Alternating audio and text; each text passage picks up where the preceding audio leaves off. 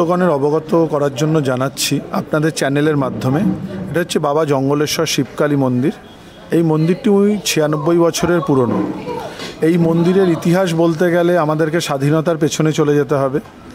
বাংলা 1335 খ্রিস্টাব্দে, মানে বাংলা 1335 সন 14ই শ্রাবণ এই এরিয়া যে মানে এয়ারপোর্ট এখন আমরা যেখানে দেখি, যেখানে প্রায় কম বেশি সবাইকেই আসতে হয় বা আমরা ছবিতেও দেখি এয়ারপোর্ট, তো সেখানে মনীন্দ্রনাথ চৌধুরী ওনার জমি ছিল। সেই জমির ওপরে উনি যেটা হয়েছিল, উনি মহাদেব পেয়েছিলেন। তো সেখান থেকেই উনি এই মন্দির প্রতিষ্ঠা শুরু করে এবং মন্দির করে। কিন্তু সেই সময় মন্দির তখন স্বাধীনতার আগে চলছিল। তারপরে স্বাধীনতার পরে যখন হচ্ছে ভারত সরকার এই এরিয়াতে জমি মানে নিয়ে, এই জমিদারের সব জমি নিয়ে এখানে এয়ারপোর্ট তৈরি করে, ক্যালকাটা এয়ারপোর্ট, যেটা আমরা এখন আন্তর্জাতিক বিমান মানে নেতাজি সুভাষচন্দ্র বোস আন্তর্জাতিক বিমানবন্দর হিসেবে জানি। তো এই মন্দির চলতে চলতে এটা খুব ছোট মন্দির ছিল। এখন আমরা মন্দিরের যে মানে শেপ বা যেটা ওভারঅল মন্দির দেখছি, তখন এই যে ছিল না, এটা শুধুমাত্র মহাদেবের মন্দির ছিল, যেটা স্বয়ংভূ শিব ছিল, মানে এই ছোট্ট ওই জায়গাটা ছিল। তারপরে এই এয়ারপোর্ট এরিয়া, এখানে যেহেতু ইন্টারন্যাশনাল এয়ারপোর্ট ছিল, মানে ট্যাক্সি চালাতো অনেকে ছিল, এবং এয়ারপোর্টের যারা এই লোকাল অধিবাসীবৃন্দ 2.5 নম্বর 3 নম্বর 2 নম্বর এই এরিয়ার অধিবাসীবৃন্দরা শ্রীযুক্ত গোপাল বণিক এবং কার্তিক শীল, প্রদীপ ঘোষ, বাসুবাবু, এই রকম বিভিন্ন এদের মাধ্যমে এরা সবাই একত্রিত হয়ে এই মন্দিরটাকে ধীরে ধীরে আরও উন্নত করার চেষ্টা করে। এর মধ্যে বিশেষ করে মানে হচ্ছে গোপালবাবু মানে গোপাল বণিক, ওনার বিশেষ উল্লেখযোগ্য অবদান ছিল। কিন্তু বিগত 8-10 বছরে এয়ারপোর্টটা এখান থেকে কিছুটা ওই দিকে, মানে এয়ারপোর্টের ওই দিকে শিফট হওয়ার ফলে মন্দিরটা একটু ব্যাক সাইডে আসছিল।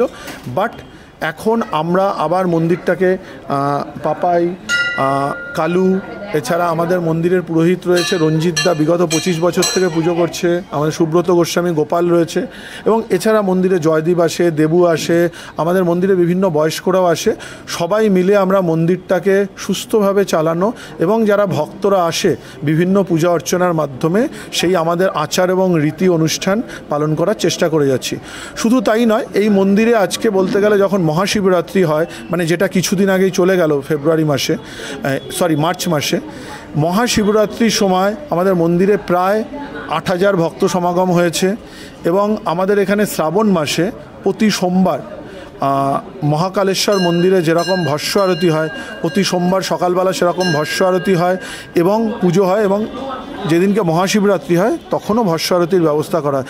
এছাড়া এখানে মা কালী ভবতারিণী মায়ের মূর্তি রয়েছে, আমাদের বজরংবলী রয়েছে, গ্রহ মহারাজ রয়েছে, এছাড়া মনসা মন্দিরও রয়েছে। তো আমাদের মন্দিরে বিভিন্ন দেবদেবী রয়েছে, তবে মূলত এটি মহাদেবের মন্দির, এটাই বলার ছিল। আর মন্দিরে যে আমি শোনা কথা যে অনুরাধা পারওয়ালের যে ভূমিকা রয়েছে, আপনি প্রশ্নটা করুন, প্রশ্ন না করলে না ঠিক আসে না। আমাদের এই মন্দিরের সাথে ভারতবর্ষের বিখ্যাত গায়িকা অনুরাধাজি মানে অনুরাধা পারওয়ালজিও রিলেটেড রয়েছেন, এবং গুলশান কুমারজি তথা অশোক ধানুকাজি এনারাও আসতেন, বা বিভিন্ন মানে আর্টিস্টরাও আসতেন, যেহেতু এটা ইন্টারন্যাশনাল এয়ারপোর্ট এবং এই মন্দির খুবই জাগ্রত, বা সব মন্দিরই জাগ্রত, বাবা সব জায়গাতেই রয়েছেন, তবুও তাদের বিশ্বাসের জন্য ওনারা এখানে আসতেন। ওনারা এখনও মাঝে মাঝে অনুরাধাজি আসেন এবং উনি আমাদের মন্দিরের সাথে রিলেটেড রয়েছেন। তবে মূলত মন্দিরের যে উন্নতিতে মূলত যোগদান করেছে হচ্ছে এই এরিয়ার অধিবাসীবৃন্দ, এবং এয়ারপোর্টের যারা ছেলেরা রয়েছে, যারা লোক রয়েছে, তারা অনেকে 20-25 বছর থেকে পরিশ্রম করে তবে মন্দিরটাকে এই জায়গায় দাঁড় করিয়েছে। তো অনেকের একটা প্রচলিত ধ্যান ধারণা আছে যে অনুরাধাজি অনেক ডোনেট করে বা করে, ব্যাপারটা সেরকম না। উনি আসলে অন্য ভক্তদের মতনই যেরকম হয় সেটা উনি কিছুটা মানে করেন, কিন্তু এটার মানেই না যে উনি সম্পূর্ণ মন্দিরটা করেছেন। এটা সকলের সম্মিলিত প্রচেষ্টার ফলে হয়েছে, এবং আমাদের মন্দিরের যারা পুরোহিতরা রয়েছে মানে পুরোহিতগণ বিশেষ করে তাদের সহযোগিতা, এবং যারা মন্দিরে রেগুলার আসে, বীরেনবাবু আছে, জয়দীপ আছে, দেবু আছে, এই যে এরা সুগত, পাপাই, মানে যারা বিভিন্ন রয়েছে সবাই মিলে, সোমনাথ রয়েছে, সোমনাথ দত্ত বণিক, তো আমি আছি অভিজিৎ ঘোষ, আমরা প্রত্যেকে মিলে চেষ্টা করছি মন্দিরটাকে কলকাতার অন্যতম একটা ভালো ধর্মীয় প্রতিষ্ঠানে পরিণত করার। হ্যাঁ, আমাদের মন্দিরের বিশেষ পুজো আদি হয়ে থাকে, যেরকম মহাকালেশ্বর শিবলিঙ্গের মতন পুজো হয়, যে ভস্মারতি আমাদের অনুষ্ঠিত হয়, কাশী বিশ্বনাথের মধ্যে সপ্তর্ষি আরতি অনুষ্ঠিত হয়।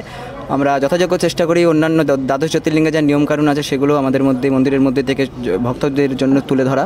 আমরা চেষ্টা করি সমস্ত রকমভাবে, এখানে সবার আগে ভগবান তো সব মন্দিরে প্রায়োরিটি পায়, ভগবান তো সব জায়গাতেই অধিকার পায়। আমাদের এখানে সর্বাধিক বা আগে থাকেন হলো ভক্তরা, ভক্তদের মনোবাসনা, ভক্তদের মনের ইচ্ছা এবং তাদের ইচ্ছা মতন আমরা তাদের যা ইচ্ছা মতন বলতে তাদের ভক্তিকে আমরা আগে সম্মান করে আমাদের মন্দিরের এটা সবার আগে বলতে পারেন যেটা আমাদের মন্দিরের একটা বিশেষত্ব। আর মন্দিরের অন্যান্য দ্বাদশ জ্যোতির্লিঙ্গের মতন অনুসরণ করে সেই সব রিচুয়ালগুলো, সেই সব অনুষ্ঠানগুলো আমরা পালন করার চেষ্টা করি।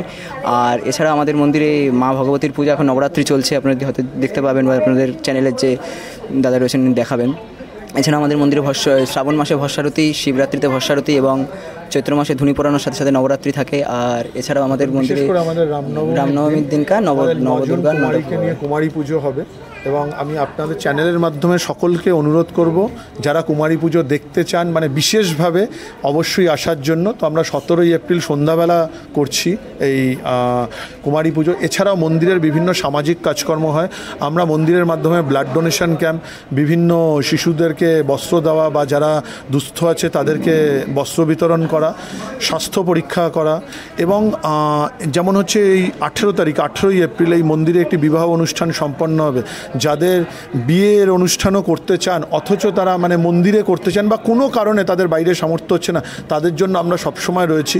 আপনারা যদি কেউ বিবাহ অনুষ্ঠান বা অন্য কোনো কারো জন্মদিন পালন বা কোনো সেবামূলক কাজ করতে চান তাহলে আমি আপনাদের চ্যানেলের মাধ্যমে অনুরোধ করব আপনারা মন্দিরে অবশ্যই যোগাযোগ করতে পারেন।